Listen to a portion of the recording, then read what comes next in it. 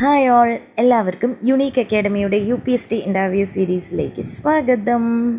അപ്പോൾ കഴിഞ്ഞ കുറച്ച് ക്ലാസ്സുകളിലായിട്ട് നമ്മൾ SCERTയുടെ ക്യുക്ക് ഡിസ്കഷനാണ് കേട്ടോ ചെയ്തുകൊണ്ടിരിക്കുന്നത്. അപ്പോൾ 5ാം ക്ലാസ്സിലെ പുതിയ പാഠപുസ്തകത്തിലെ 3 ചാപ്റ്റേഴ്സ് നമ്മൾ ചെയ്തു കഴിഞ്ഞു. ഇന്ന് 4ാമത്തെ ചാപ്റ്ററാണ് നോക്കുന്നത്, ജീവനുള്ള വിത്തുകൾ. വളരെ ഇൻട്രസ്റ്റിംഗ് ആയിട്ടുള്ള ഒരു ചാപ്റ്ററാണ് ജീവനുള്ള വിത്തുകൾ. അപ്പോൾ നമുക്ക് മെയ് 28-ന് ഇൻ്റർവ്യൂ സ്റ്റാർട്ട് ചെയ്യുന്നുണ്ട്. അതുകൊണ്ട് നമ്മൾ വളരെ പെട്ടെന്ന് തന്നെ SCERT കവർ ചെയ്യുന്നുണ്ട്. അപ്പോൾ ഞാനിതിൻ്റെ ടെക്സ്റ്റ് ബുക്കിൻ്റെ ഇമേജ് ഇതിൽ ആഡ് ചെയ്യുന്നില്ല, എഡിറ്റിങ്ങിനൊക്കെ ഒത്തിരി ടൈം എടുക്കുന്നുണ്ട്. അപ്പോൾ അതുകൊണ്ട് ജസ്റ്റ് നിങ്ങൾ എന്തായാലും ആ ടെക്സ്റ്റ് ബുക്കുകളിലൂടെയൊക്കെ കടന്നു പോയവരായിരിക്കാം. ജസ്റ്റ് ഒരു ലാസ്റ്റ് റൗണ്ട് റിവിഷൻ എന്ന രീതിയിൽ ഈ ഓഡിയോ ഒന്ന് കേൾക്കുക. എന്തൊക്കെ കണ്ടൻറ് ഉണ്ട്, ഓരോ ചാപ്റ്ററിലും എന്തൊക്കെ കണ്ടൻറ് ഉണ്ട്, ഓരോ സ്റ്റാൻഡേർഡിലും എന്താണ് പഠിക്കേണ്ടത്, എങ്ങനെ ഇൻട്രൊഡ്യൂസ് ചെയ്യാം എന്നുള്ള കാര്യമാണ് പറയുന്നത്. ആദ്യം തന്നെ ഒരു കാര്യം പറയട്ടെ, ഈ ചാപ്റ്ററുകളുടെ വിശദമായിട്ടുള്ള ക്ലാസ്സുകൾ ഞാൻ ചെയ്തിട്ടുണ്ട്, ന്യൂ SCERT സീരീസ് ചെയ്തിട്ടുണ്ട്. അപ്പോൾ അത് വേണ്ടവരുണ്ടെങ്കിൽ അത് കാണുക. അതിൻ്റെ ലിങ്ക് ഞാൻ എന്തായാലും ഡിസ്ക്രിപ്ഷൻ ബോക്സിൽ കൊടുത്തേക്കാം, ഓരോ ചാപ്റ്ററിൻ്റെയും ലിങ്ക്. ഓക്കെ, അപ്പം നമുക്ക് നോക്കാം. ജീവനുള്ള വിത്തുകൾ, അല്ലേ? ജീവനുള്ള വിത്തുകൾ. അപ്പോൾ ആ ചാപ്റ്ററിൻ്റെ പേര് കേൾക്കുമ്പോൾ തന്നെ കുട്ടികൾക്ക് തോന്നും, ആ വിത്തുകൾക്ക് ജീവനുണ്ടോ എന്നുള്ളൊരു കൗതുകമായിരിക്കും, അല്ലേ? വിത്തുകൾക്ക് ജീവനുണ്ടോ? ഞാൻ കാണുന്ന വിത്തുകൾക്കൊന്നും ജീവനില്ലല്ലോ, പിന്നെന്താ ഈ ചാപ്റ്ററിന് ജീവനുള്ള വിത്തുകൾ എന്നുള്ള പേര്? ഇപ്പോഴത്തെ കുട്ടികൾ അങ്ങനെയൊക്കെ ചിന്തിക്കും കേട്ടോ. ചാപ്റ്ററിൻ്റെ പേര് വെച്ച് തന്നെ അവർ അതിലുള്ള കണ്ടൻറ്റ് മൊത്തം മോഹിച്ചെടുക്കുന്ന കുട്ടികളാണ്. അപ്പോൾ ഇതിൽ ആദ്യം പറയുന്നത് വിത്ത് മുളയ്ക്കാൻ ആവശ്യമായിട്ടുള്ള ഘടകങ്ങൾ. അപ്പോൾ നമുക്ക് ഇൻ്റർവ്യൂ പാനലിൽ വരുന്ന ടീച്ചർ എന്ന് പറയുന്നത് ഈ ഒരു ടെക്സ്റ്റ് ബുക്ക് ഹാൻഡിൽ ചെയ്യുന്ന ടീച്ചറാണെങ്കിൽ ഉറപ്പായിട്ട് നമ്മളെ കൺഫ്യൂസ് ചെയ്യിപ്പിക്കാൻ ചോദിക്കാം, വിത്ത് മുളയ്ക്കാൻ ആവശ്യമായിട്ടുള്ള ഘടകങ്ങൾ ഏതൊക്കെയാണ്, അതുപോലെ ഒരു ചെടി വളരാൻ ആവശ്യമായിട്ടുള്ള ഘടകങ്ങൾ ഏതൊക്കെയാണെന്ന് ചോദിക്കാം. അപ്പോൾ വിത്ത് മുളയ്ക്കാൻ ആവശ്യമായിട്ടുള്ള ഘടകങ്ങൾ വായു, ജലം, അനുകൂല താപനിലയാണ് കേട്ടോ. വായു, ജലം, അനുകൂല താപനില. വിത്ത് മുളയ്ക്കാൻ മണ്ണും സൂര്യപ്രകാശമൊന്നും വേണ്ട, അത് ഓർത്തിരിക്കുക. മണ്ണും സൂര്യപ്രകാശമൊന്നും വിത്ത് മുളയ്ക്കാനായിട്ട് വേണ്ട. വിത്ത് മുളയ്ക്കാൻ ആവശ്യമായിട്ടുള്ളത് വായു, ജലം, അനുകൂല താപനില. ആദ്യം തന്നെ ഈ ടെക്സ്റ്റ് ബുക്കിൽ ഒരു പയറുവിത്തിൻ്റെ മുളച്ചു വരുന്ന വിവിധ ഘട്ടങ്ങളാണ് കൊടുത്തിട്ടുള്ളത്. അപ്പോൾ നമുക്ക് കുഞ്ഞുങ്ങളോട് എന്ത് പറയാം, കുഞ്ഞുങ്ങൾക്കൊരു എക്സ്പെരിമെൻ്റ് നമുക്ക് കൊടുക്കാം. നാളെ അല്ലെങ്കിൽ 2 ദിവസത്തിന് മുന്നോ പറയുക, എല്ലാവരും എന്ത് ചെയ്യുക, പയർ, അല്ലെ, നമ്മുടെ പയർ എന്ത് ചെയ്യുക, പീസ് മുളപ്പിച്ചു കൊണ്ട് വരിക. ഒരു ചിരട്ടയിലോ എങ്ങാനും എന്ത് ചെയ്യുക, നട്ടിട്ട് അതൊന്ന് മുളപ്പിച്ചു കൊണ്ട് വരിക, നമുക്കൊന്ന് നോക്കാം. അപ്പോൾ കുട്ടികൾക്ക് കൗതുകമായിരിക്കും, ഈ ടീച്ചർ എന്തിനാ പറയുന്നത്, ഇനി ടീച്ചറിന് കഴിക്കാനാണോ, അങ്ങനെയൊക്കെ ചിന്തിക്കുന്ന കുട്ടികളുണ്ട് കേട്ടോ. അപ്പോൾ കുട്ടികൾ എന്ത് ചെയ്യും, അത് മുളപ്പിച്ചുകൊണ്ടൊക്കെ വരും. ടീച്ചർ എന്ത് ചെയ്യണം, ആ പയർ വിത്ത് മുളപ്പിച്ചുകൊണ്ടൊക്കെ വരണം. എന്നിട്ട് അത് ഉപയോഗിച്ച് തന്നെ ക്ലാസ് എടുക്കാനായിട്ട് ടീച്ചർ നോക്കണം. അപ്പോൾ ഇൻ്റർവ്യൂ പാനലിൽ ചോദിക്കുമ്പോഴാണ് നമ്മളിതൊക്കെ പറയേണ്ടത് കേട്ടോ. ഇങ്ങനെയൊക്കെ അവതരിപ്പിക്കാമെന്ന് ചോദിച്ചാൽ ടീച്ചറെ, അപ്പോൾ നമുക്ക് ക്ലാസ്സിൽ തന്നെ എന്ത് ചെയ്യാം, ഇതുപോലെ ലൈവായിട്ടുള്ള അവർക്കൊരു എക്സ്പീരിയൻസ് കൊടുക്കാനായിട്ട് മുളപ്പിച്ച പയർ വിത്ത് കൊണ്ടുവന്ന് ഓരോ പാർട്ടും പരിചയപ്പെടുത്തി കൊടുക്കാം. ഇനി അല്ല എങ്കിൽ ആനിമേഷൻ വീഡിയോസ് ഉണ്ട്, അല്ലേ? പയർ വിത്ത് തന്നെ എന്താ തന്നെത്താനായിട്ട് ഇങ്ങനെ പൊടിക്കുന്ന, അതിങ്ങനെ മുളച്ച് വരുന്ന ആ ഒരു ഇമേജസ് ഒക്കെയുള്ള ഒത്തിരി ആനിമേഷൻ വീഡിയോസൊക്കെ ഉണ്ട്. അപ്പോൾ അതൊക്കെ ഡൗൺലോഡ് ചെയ്തിട്ട് എന്ത് ചെയ്യുക, കുട്ടികളെ കാണിക്കാനായിട്ട് കൊണ്ടുവരിക. നമ്മൾ ഡയറക്റ്റായിട്ട് നമ്മുടെ യൂട്യൂബോ അല്ലെങ്കിൽ നെറ്റോ ഒന്നും പ്ലേ ചെയ്യരുത് കേട്ടോ. അപ്പോൾ എന്തൊക്കെ കണ്ടൻറ്റാണ് വരുന്നതെന്ന് അറിയാൻ പറ്റില്ല. അപ്പോൾ മാക്സിമം നമ്മൾ ക്ലാസ്സിൽ പ്രൊഡ്യൂസ് ചെയ്യുന്ന കണ്ടൻറ്റുകൾ നമ്മൾ ഓഫ്ലൈൻ മോഡിൽ തന്നെ കാണിക്കാനായിട്ട് നോക്കുക. ഓക്കെ, അപ്പോൾ അനുകൂല സാഹചര്യത്തിൽ വിത്തിനകത്തുള്ള ഭ്രൂണം തൈച്ചെടിയായി വളരുന്ന പ്രവർത്തനം അറിയപ്പെടുന്ന പേരാണ് ജെർമിനേഷൻ ഓഫ് സീഡ്സ്, അല്ലെങ്കിൽ വിത്ത് മുളയ്ക്കൽ, ബീജാങ്കുരണം എന്ന് പറയുന്നുണ്ട്. അനുകൂല സാഹചര്യത്തിൽ വിത്തിനകത്തുള്ള ഭ്രൂണം തൈച്ചെടിയായി വളരുന്ന പ്രവർത്തനമാണ് വിത്ത് മുളയ്ക്കൽ, ബീജാങ്കുരണം. ഇനി വിത്ത് മുളയ്ക്കുമ്പോൾ ആദ്യം പുറത്തു വരുന്നത് എന്താണ് എന്ന് കുട്ടികളോട് നമുക്ക് ചോദിക്കാം. അവരുടെ കയ്യിലുള്ള പയർ വിത്ത് വെച്ച് തന്നെ അവർ പറയും, താഴോട്ട് എന്തോ ഒന്ന് വളർന്നു വരുന്നുണ്ട്. അപ്പോൾ നമുക്കത് പറഞ്ഞു കൊടുക്കാം, അതാണ് ബീജമൂലം, അല്ലേ? വിത്ത് മുളയ്ക്കുമ്പോൾ ആദ്യം പുറത്തു വരുന്നത് എന്താണ്, ബീജമൂലം, റാഡിക്കിളാണ്.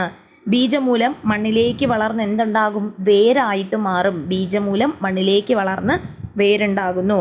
അങ്ങനെയാണെങ്കിൽ ഈ ഭ്രൂണത്തിൽ നിന്ന് മുകളിലേക്ക് വളരുന്ന ഭാഗം ഏതാണ്, അത് നമ്മുടെ ബീജശീർഷം, അല്ലെ? പ്ലുമ്യൂളാണ്. ബീജശീർഷമാണ് മുകളിലേക്ക് വളരുന്നത്.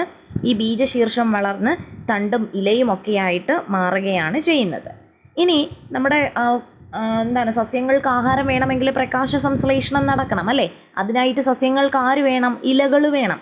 പക്ഷേ ഈ പൂർണ്ണതോതിൽ പ്രകാശ സംശ്ലേഷണം നടക്കുന്നത് വരെ ഈ മുളച്ചു വരുന്ന സസ്യം ആഹാരമായി ഉപയോഗിക്കുന്നത് ബീജപത്രത്തിലോ ബീജാന്നത്തിലോ കരുതി വെച്ച ആഹാരമാണ് ഉപയോഗിക്കുന്നത് കേട്ടോ. അപ്പോൾ പൂർണ്ണമായിട്ടും ഇലകളൊക്കെ വന്നാലേ പ്രകാശ സംശ്ലേഷണം നടക്കുകയുള്ളൂ. അതുവരെ ഈ വിത്ത് കഴിക്കുന്ന എന്താണ്, ബീജപത്രത്തിലോ ബീജാന്നത്തിലോ കരുതി വെച്ച ആഹാരമാണ്.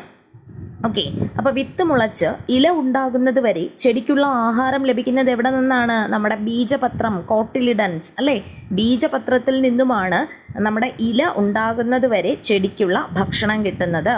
അങ്ങനെയാണെങ്കിൽ പയർ വിത്തിൽ എത്ര ബീജപത്രമുണ്ട്? പയർ വിത്തിനെ രണ്ടായിട്ട് നമുക്ക് പൊളിക്കാൻ പറ്റില്ലേ? അപ്പോൾ അത് ഡൈക്കോട്ടിലിഡനാണ്, 2 ബീജപത്രമുണ്ട്.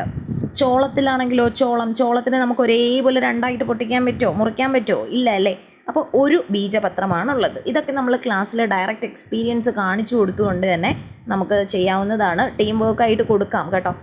ഒരു ടീമിന് എന്താണ് പയർ കൊടുത്തിട്ട് ഒരുപോലെ മുറിക്കാൻ പറ്റുന്നുണ്ടോ എന്ന് ചോദിക്കുക, അടുത്ത ടീമിന് ചോളം കൊടുക്കുക, എന്നിട്ട് ഒരുപോലെ സെപ്പറേറ്റ് ചെയ്യാൻ പറ്റുന്നുണ്ടോ എന്ന് ചോദിക്കുക. അപ്പോൾ അവർ തന്നെ നിഗമനങ്ങളിൽ എത്തിച്ചേരും.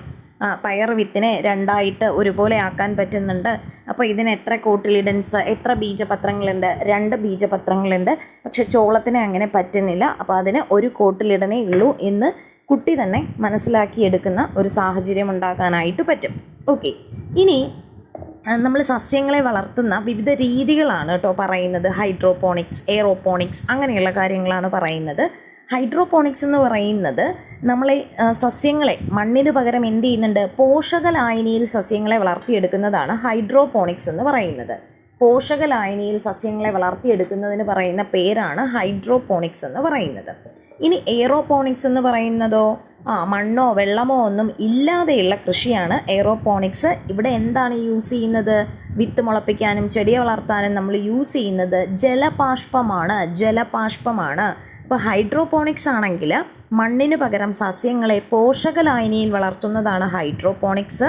എന്നാൽ മണ്ണോ വെള്ളമോ ഇല്ലാതെ അവരെ ജലബാഷ്പത്തിൽ വളർത്തിയെടുക്കുന്നതാണ് എയറോപോണിക്സ് എന്ന് പറയുന്നത്.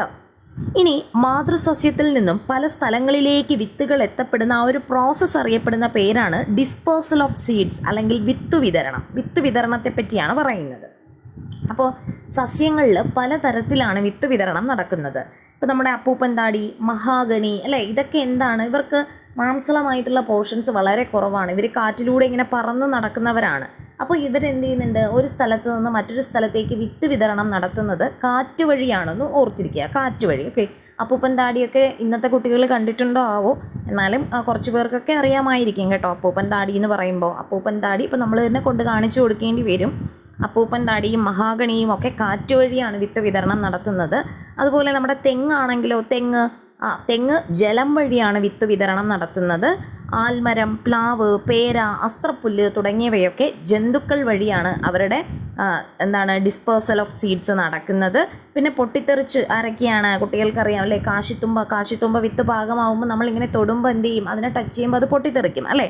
അതുപോലെ തന്നെ കാശിത്തുമ്പ, വെണ്ട, റബ്ബർ തുടങ്ങിയവയൊക്കെ പൊട്ടിത്തെറിച്ചാണ് വിത്ത് വിതരണം നടത്തുന്നത്.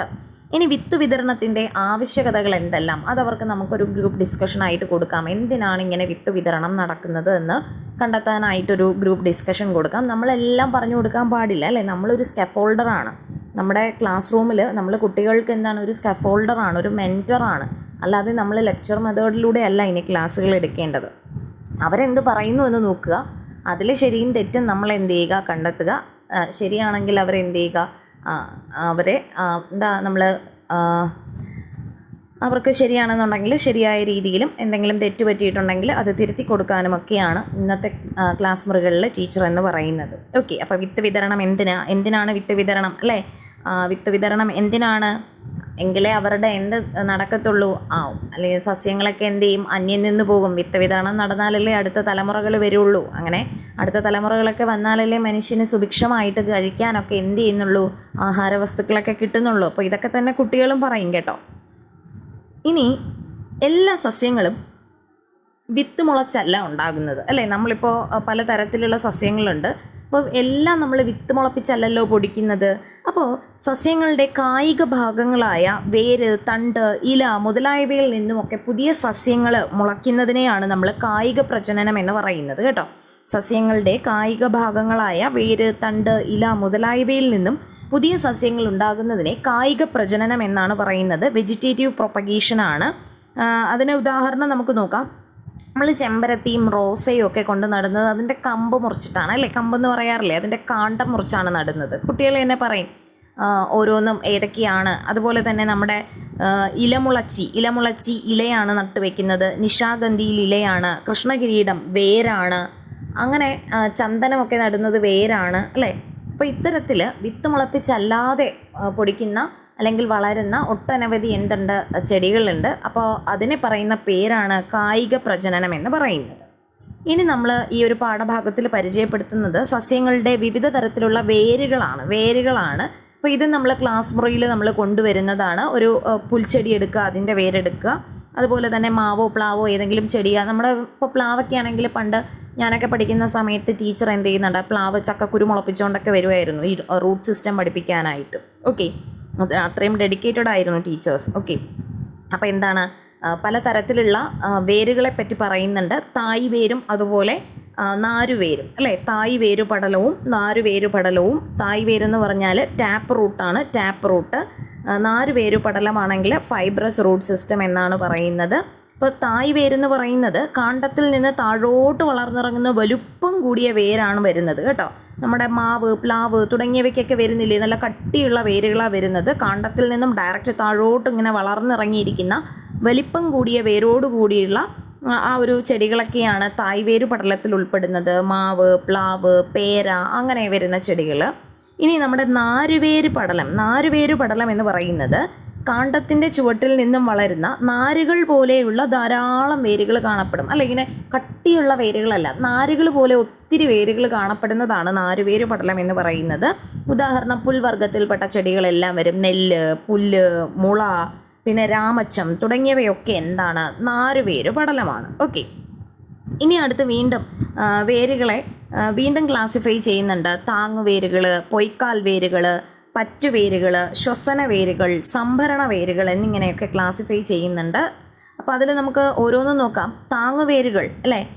ഇപ്പോൾ തണ്ടിൽ നിന്നും ശിഖരങ്ങളിൽ നിന്നും ചില വേരുകൾ ഉണ്ടാകുന്നതിനെയാണ് താങ്ങുവേര്, പൊയ്ക്കാൽ വേര്, പറ്റുവേര് എന്നൊക്കെ പറയുന്നത്.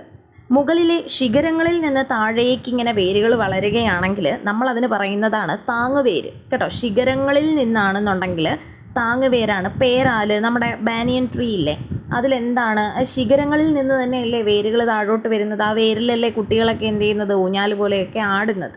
അപ്പോൾ അതാണ് താങ്ങുവേരെന്ന് പറയുന്നത് കേട്ടോ. ഇനി അതിൻ്റെ തണ്ടിൽ നിന്നും താഴോട്ട് വളരുന്ന വേരുകളാണെങ്കിൽ പൊയ്ക്കാൽ വേരുകൾ, സ്റ്റിൽറ്റ് റൂട്ട് എന്നാണ് പറയുന്നത്. തണ്ടിൽ നിന്നും താഴേക്ക് വളരുന്ന വേരുകൾ പൊയ്ക്കാൽ വേരുകൾ, സ്റ്റിൽറ്റ് റൂട്ട് എന്ന് പറയും. അതിനുദാഹരണം ആറ്റുകൈതയാണ്, ആറ്റുകൈത.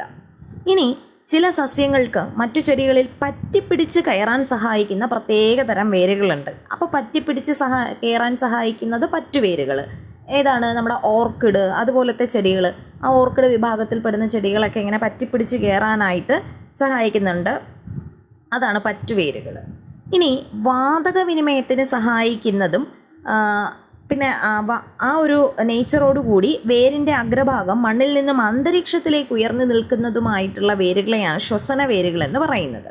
അപ്പോൾ ഈ ശ്വസന വേരുകളുടെ പ്രധാനപ്പെട്ട ഡ്യൂട്ടി എന്ന് പറയുന്നത് എന്താണ്, വാതക വിനിമയമാണ് അല്ലേ, വാതക വിനിമയം.